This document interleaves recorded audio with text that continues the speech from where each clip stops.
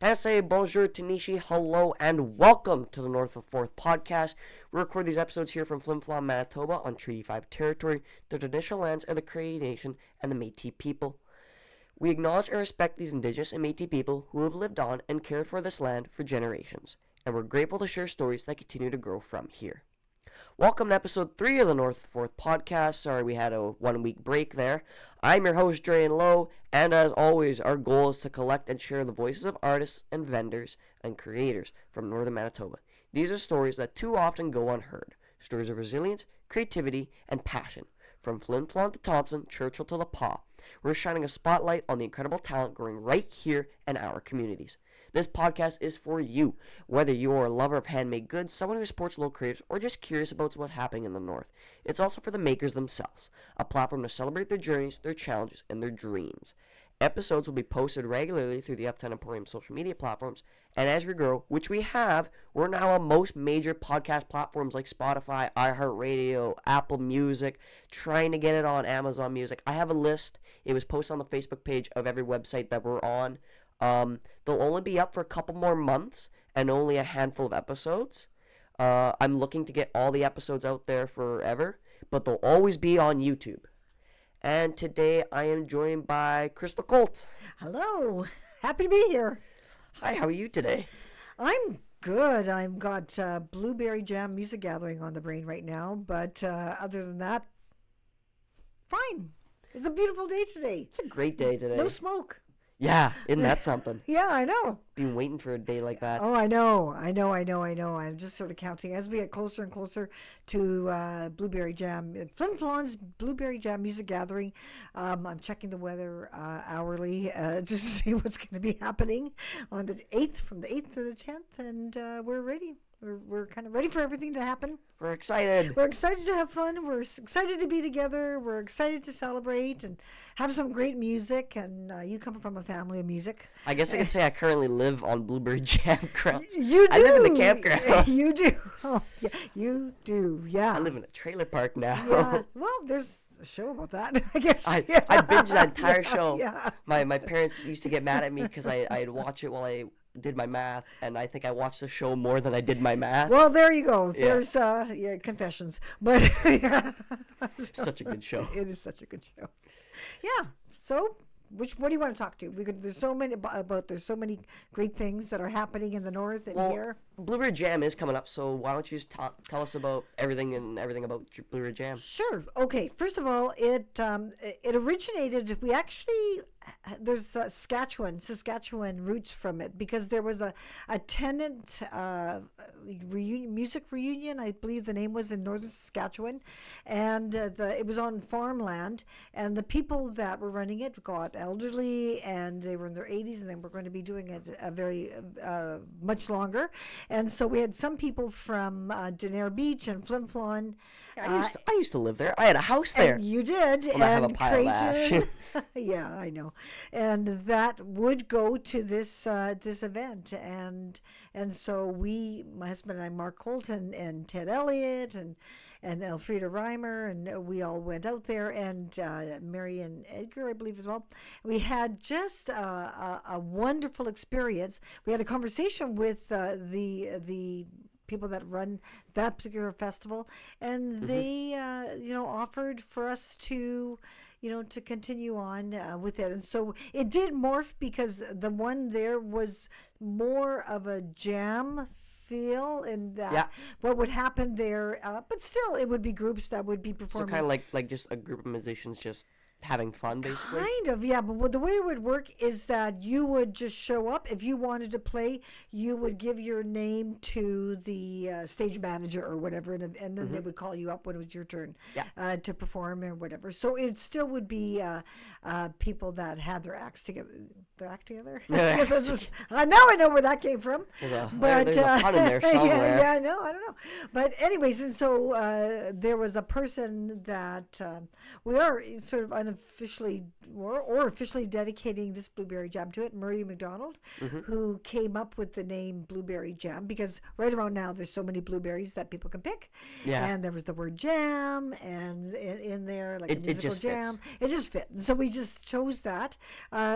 We we chose the word music gathering because we felt that was the feel rather than music festival. And so it's just grew so much bigger than we really thought it would ever grow. So last year we had about 9,000 people that attended, and this year we were planning all year. We were ready to go. Sorry, I'm going to back. Last year we ended up having an area permit where there was we called it the Blueberry Patch, which was all cordoned off, and people can purchase, a beer or whatever, and just roam anywhere in the area, which was kind of I think a nice touch actually, in terms of just giving people a little bit more of the freedom. But this year we were all ready to go, and of course with the wildfires, we were all evacuated, and of course with what happened with Daenerys Beach, there's so many of our musicians and friends that also lost so much, and we were displaced. We weren't sure. We weren't sure coming out of evacuation whether this was even something we should do until we spoke to people. But people of our friends, like Chris Thornbird, the also from Daenerys Beach, that we could tell that people just seem to really want to get together, and Blueberry Jam is people want to do something right now. Yeah, and it's something. It's the real tribute to resilience, and it's a real tribute to this is what we do. Like, we are artists in this community, whether it's the visual arts, like tons of musicians, tons of extremely accomplished musicians, like Jennifer Hansen, who's just so popular. Well, really through the States and Canada, but especially in Winnipeg, is involved with helping Blueberry Jam, and all the local musicians here that are involved in it. It was just something I think we needed to do. And so we gave the groups and the community about 10 days to decide whether or not we should proceed. One of the challenges with Blueberry Jam is we need, there are about 250 volunteer spots. And I can do a lot, but I can't do that, and so it's like the whole community would have to invest some time into making this happen in a very, very, very short amount of time. And so we were able to get, the response. There's still some spots open for Sundays. So if people are out there that can volunteer, if you guys let us know to volunteer, please come volunteer to Blueberry Jam. We can help with setup. We can help with takedown. So even if you just want to chill throughout all of Blueberry Jam, we can help and use some help getting some of the tents down afterwards. But we need help during it too. There's always room for everybody, and we have just so many great sponsors. One is Calm Air, which there's a $1,500 gift certificate that we have. So, and we're going to be dedicating this again to our volunteers. So anybody that volunteers gets a chance.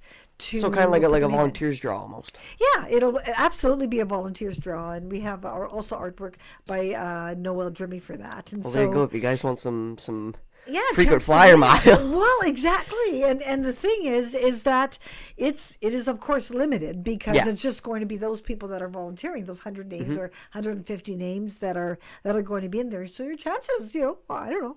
That seems pretty good to be able to be able to get that, and so that's really great. People have stepped up to really help. Some of our just really, really much loved volunteers on our board. Mary and Edgar Wright, of course, had lost their place in Daenerys, and so they had to remove themselves this year, which is obvious. And so other people have stepped in to really help, and so we really, really appreciate everything that, and Ken Polachek as well, that everybody has done to really make Blueberry Jam so successful, and then the people that have stepped in to really help us in this time, because there's been a really steep learning curve, and so we're ready to have fun. Musicians, there's one story of a band getting together, and one of the guys sort of just tearing up because he was just so happy to be able to have a chance to do something to perform again. And this is like a normal thing to be able to do in our community. And so it's just I think it's a really it'll be a blueberry jam like no other. Like no other. Yeah, I think it's going to be really fun. So that's blueberry jam. There's going to be vendors. There's going to be food. There's going to be, of course, the rotary wheel turns magically into the blueberry wine bar. There's a song called Strawberry Wine. Yes. So we did a take on blueberry wine bar, and so that's the chill people. You have to come to Flin Flon to experience Johnny's Social Club, but it has this Johnny's Social Club chill listening vibe there, and so that some great entertainment there for the 3 days. It's a 3-day festival, so it starts on Friday at 5. We have the Northern Lights women singers who will be sort of I was going to say blessing the site, but giving a sacred song as we come in at 4:00 to 4:30. So that's always wonderful. So of course we'll offer our tobacco and honorarium to them there. That is per our tradition, and so we're very, very grateful, because again, all of this just feels like way too last minute. It feels to be able to really rushed. To ask, and yet we've been working on all the logistics with the legal, with the area permits and the funding change for the 50-50 raffle, where you can purchase tickets, online. And all those things were already way down the line in May. Yeah. And then it was like, okay, so then in June you do these kind of details where we sort of finalize who's going to be performing and when, where, and how, and my conversation with either Elder Margaret or her sisters about that, and it was like gone for a month, and here we are. That month just you could have had everything laid out perfectly, and that month just somehow managed to screw everything up. Well, it just felt and I feel a lot of us are still discombobulated, befuddled a little bit. Like, I know I feel that. It's like, okay, what am I doing? How should I do it? Should I do it? I'm confused because my summer break's half over, but it already feels like I've been through 2 months. But that 1 month felt like 2 months sitting there. Well, and not a real intentional vacation. It was like this was weird, so long. Yeah. Like it felt like the clock was running so slow in June. Yeah. And just that first week was all right, but when we lost the house, I just felt like everything just stopped. Time stopped. Yeah. And I just couldn't believe anything. Well, it was a really, one of the things I was doing when I was in Winnipeg, and I work also for the city of Flin Flon with the Department of Culture and Community Initiatives, but I sort of took on the responsibility, and again, I don't know whether rightly or wrongly, but I just felt that the people that were on the buses that we had, I had taken their information, that I really felt concerned about whether they were okay and where is everybody and how is everybody. And so I really took it upon myself just to try to keep connected. And one of the things I did is I invited people to just to text me where they were. And really the purpose of that was for me to try to find the people that had been on the buses and see if I could help some of the young families, if there's things I could do to just keep connected in Winnipeg. And it turned into there's over 700 texts of people, but it was just wonderful. Wish I could somehow figure out how to save all those, because it was all of these personal conversations about I'm in Edmonton, or I'm in New Brunswick, or I'm in Winnipeg, or Saskatoon, or Prince Albert, or the Pas, or Flin Flon, or whatever the case might be. Thank you I want to let people know that we're okay and this is where we are. And then when there were issues which became a bit more serious, whether it was, of course, what was happening with the fire in our community, or else whether or not Red Cross was coming through, and how and what and how, rather than it being a social media fest, I could have people contact me, personally, and we could have a little conversation together about, okay, what do you need? Is there something I can do to help you? And can I go to Billy Mosienko and Center and just find out information? And so I really enjoyed that. It was intense, but I really enjoyed that that opportunity just to have these little conversations with people, Yeah. whether I knew them or not didn't really matter. But so that was, yeah. So then coming back from that, I was able to be here for a week, help serve the firefighters. Yeah. And I could just see how hard everybody's working. Like Dan Halati at Chicken Chef. You Oh know, my the God, food, dude. the work that they did. I know they had a bit of staff, but really, in university I worked in a cafeteria, and so nothing fancy like a fancy restaurant, but it was where you made lots of food for a lot of people. Yeah. And the food that they made for our firefighters and the RCMP and the people that were EMOs that were in town was just like we just so many people. We just have to say thank you to everybody, from and even dealing with all the people that I dealt with, and everybody has different experiences, of course, but I can just speak for myself. Yeah. In Winnipeg, with the different people at the centers or the arenas that I spoke to, everybody, most of these people were volunteers themselves, and everybody was really trying to figure out how to deal with this situation of 25,000 people, leaving. It's hard to move that many people, just get them out. Yeah. And they all get scattered. Everyone gets scattered, but it's so hard. It's so hard to move so many people and then rehouse them for a month. Well, it was a really, really, really challenging thing, and so I'm really, really proud of the city of Flin Flon and what I saw it. I saw it firsthand, how hard everybody worked, and the wisdom that that was happening with that.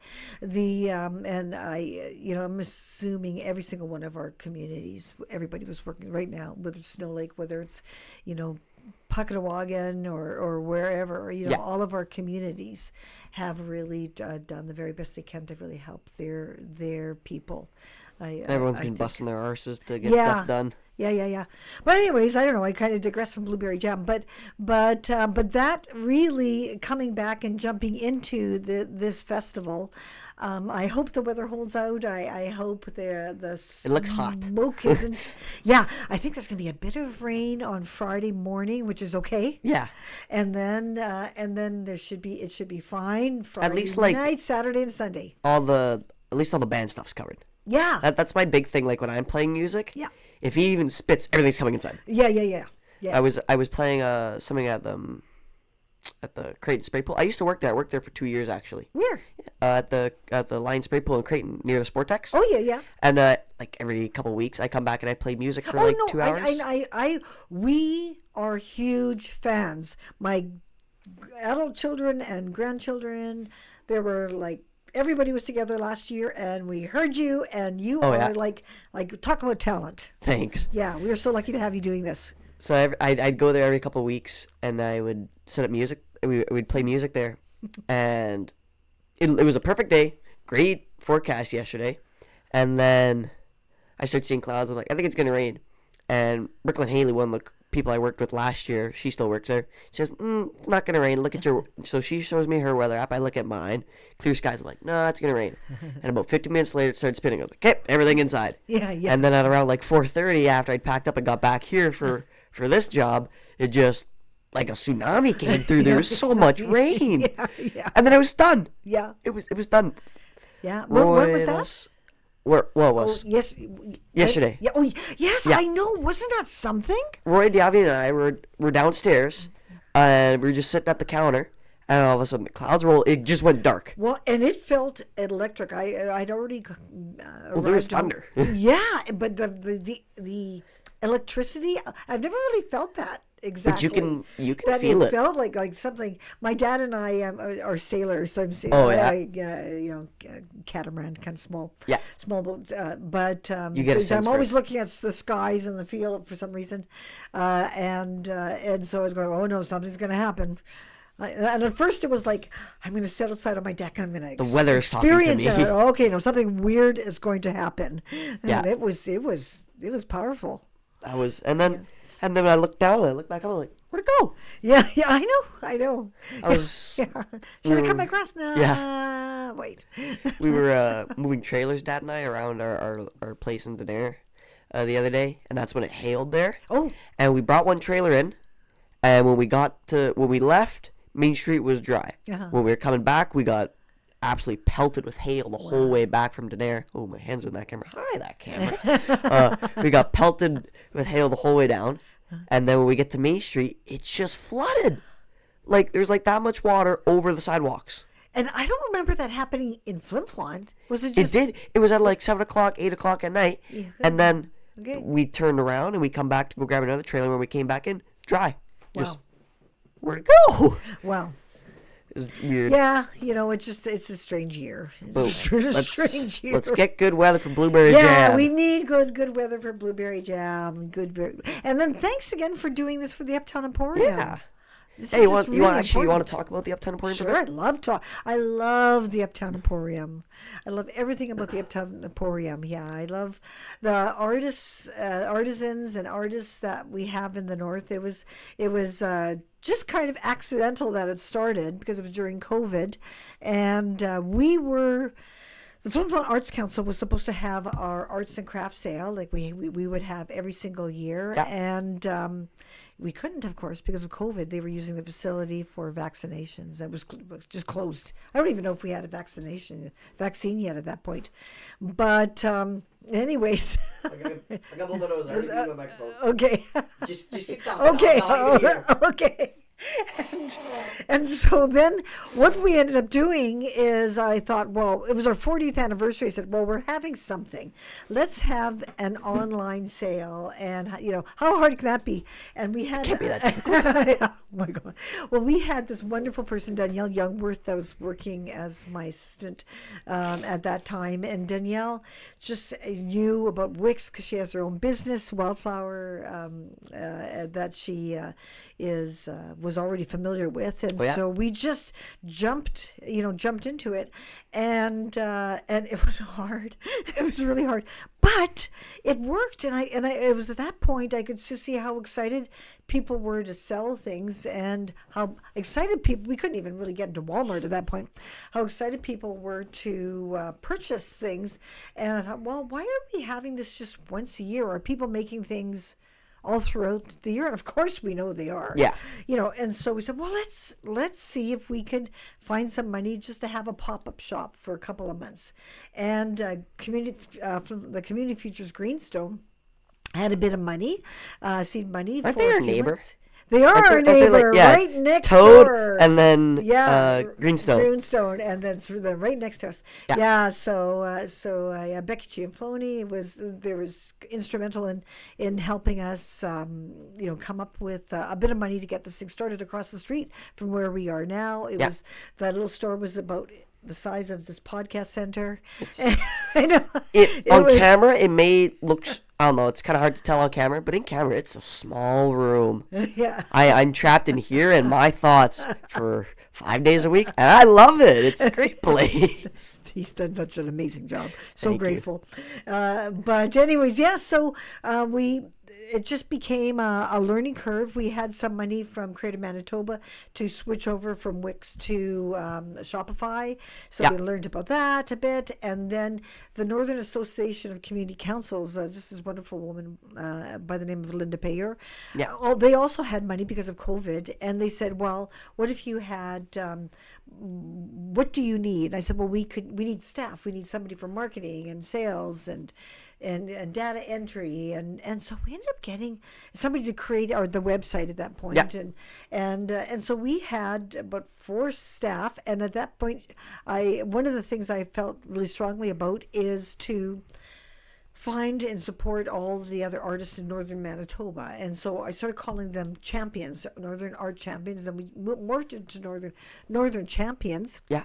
To find out let's try to see if we can connect and see what everybody else is doing, because we started to quickly realize that everybody's in the same boat. Everybody wants to have an Uptown Emporium.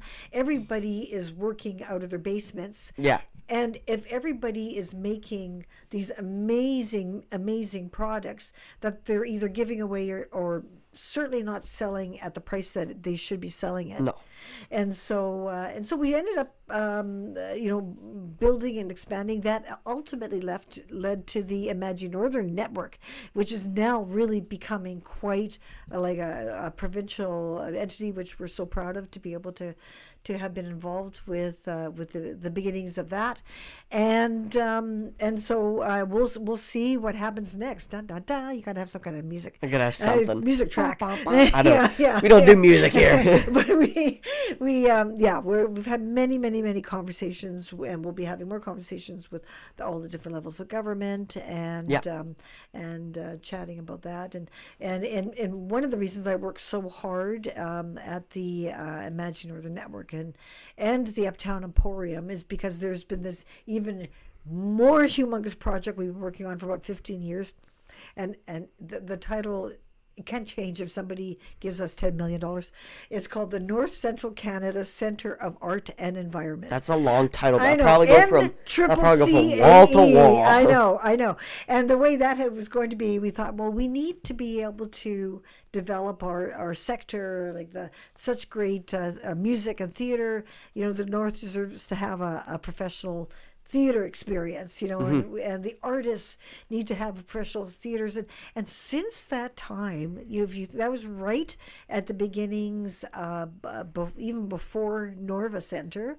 So those conversations, and okay, what if there was a visual arts center, and the Norva Center people ended up getting their sea legs, and that was supported through the Arts Council for a decade until they became incorporated.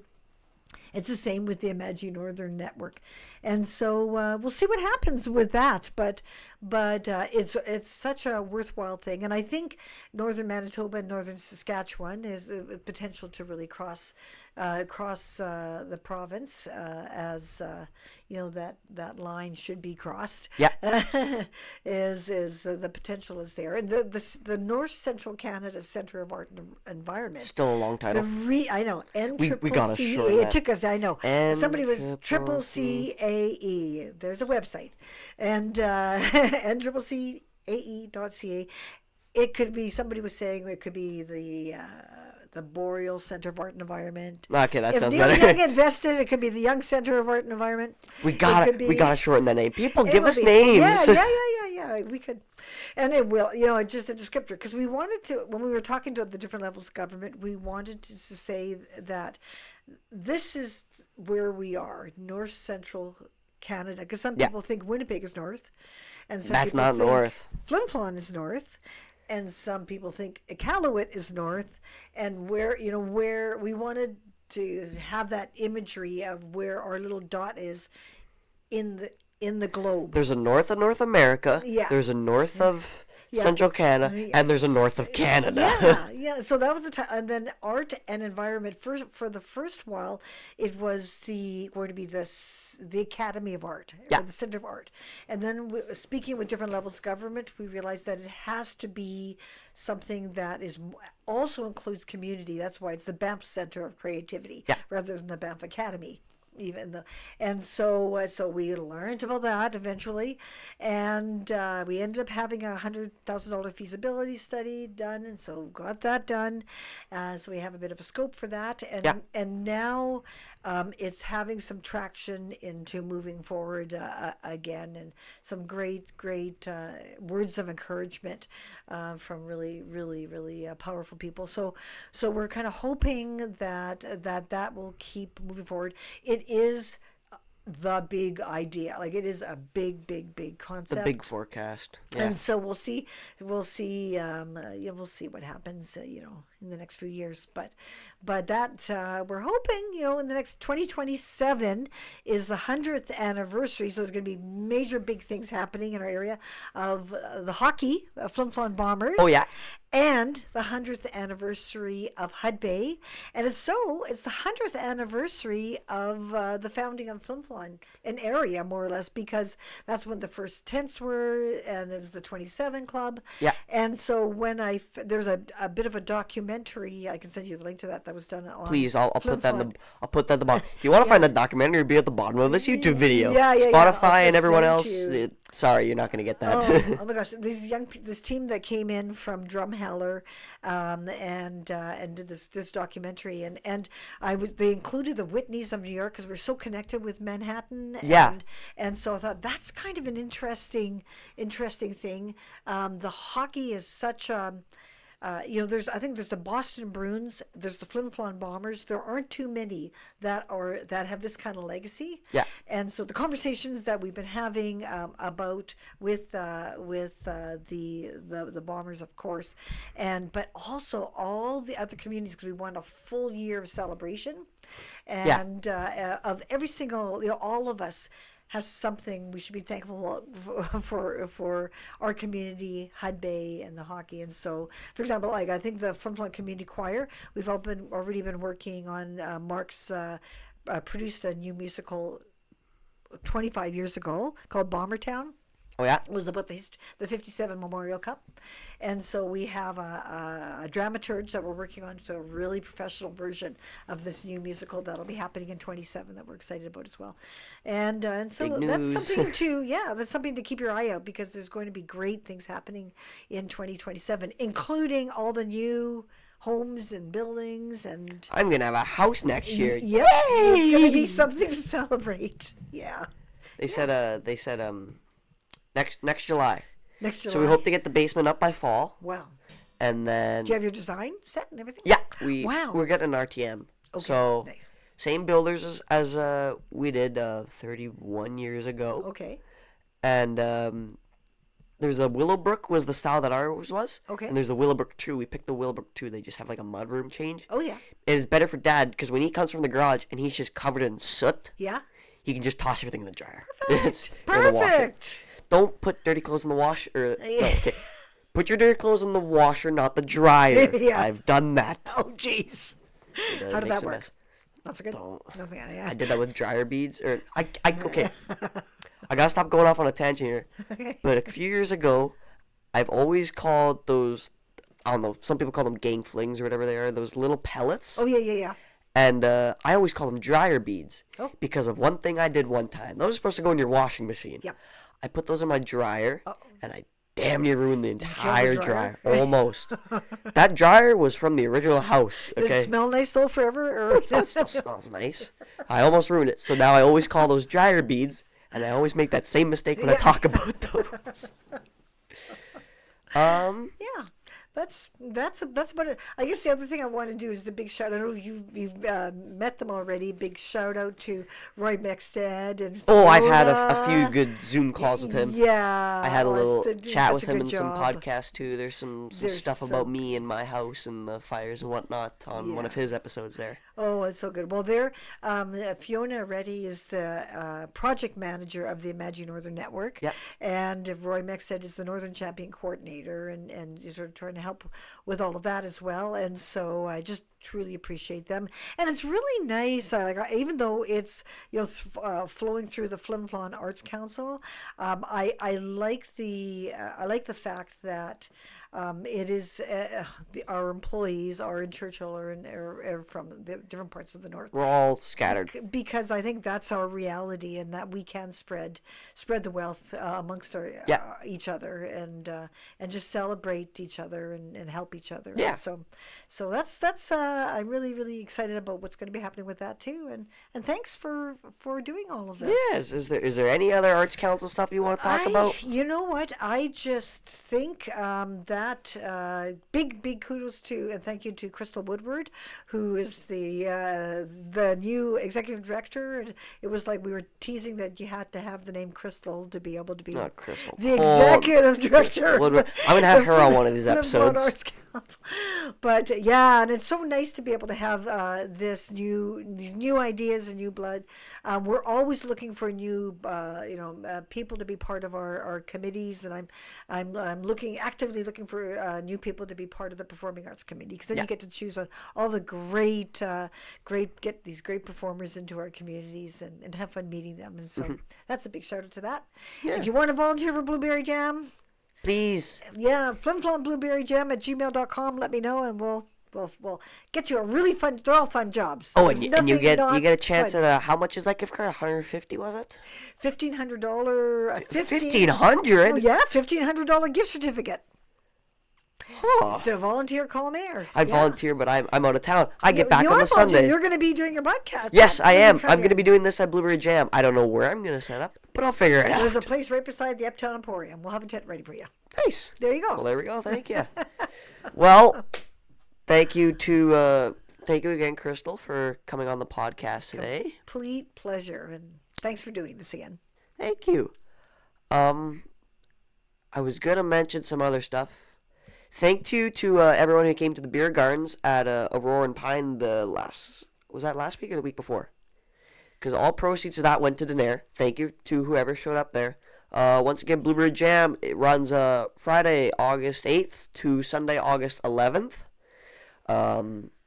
Like you said, bunch of great music artists, whatnot there, and some tents there. It's a great little festival. With all of the There's a performers website on there. I'll put that on the YouTube if you guys want to check that one out. Culture Days is coming up September 19th to October 12th. Big, long, almost a month of stuff. We need volunteers for that as well, and committee members. So for more details, you can just contact the Flin Flon Arts Council. Thanks again to the Manitoba Métis Federation for sponsoring this Thanks again to Manitoba Métis Federation for sponsoring this project and helping us highlight voices from the North. If you enjoyed this episode, make sure to follow, share with a friend, and stay connected. And if you're a maker with a story to share, reach out. This podcast is for you too. Thanks for listening to North of the Fourth podcast. We'll see you next time with another story from the North. Goodbye. You're supposed to say goodbye to the camera. Goodbye.